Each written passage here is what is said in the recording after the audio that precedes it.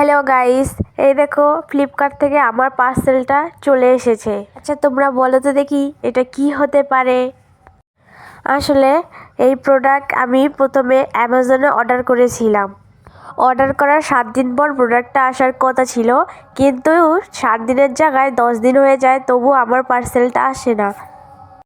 কোম্পানিতে যোগাযোগ করার পরে কোম্পানির থেকে জানায় যে আমরা যে পার্সেলের যে টাকাটা আগে পেমেন্ট করেছি, এখন আরও কিছু টাকা ওদের দিতে হবে, তাহলেই ওরা পার্সেলটা পাঠাবে। আমরা তারপর আরও কিছু টাকা পেমেন্ট করি, কিন্তু তারপরেও পার্সেলটা আসে না। আবার দেখাচ্ছে 2 দিন 4 দিন এরম করে করে আজ 20-25 দিন হয়ে যায়, তবু আমার পার্সেলটা হাতে পাইনি। তারপর সেই অর্ডারটা ক্যান্সেল করে আমি ফ্লিপকার্ট থেকে এই 3 পটটা অর্ডার করি।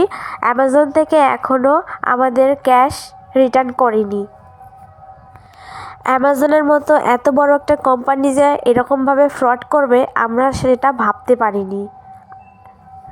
আমার ভিডিওটা করার মেইন উদ্দেশ্য হলো, আমরা তো সকলেই আজকাল অনলাইনে কেনাকাটা করতে ভালোবাসি, তাই আমার মতো যেন কেউ এইভাবে না ঠকে বড় কোম্পানি ভেবে, তাই আগে থেকে সাবধান হয়ে যান।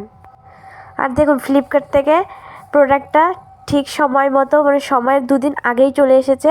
আর একদম যেরকমটা দেখেছিলাম সেই রকমটা ব্লুটুথ কানেকশন আছে, খুব বেস্ট।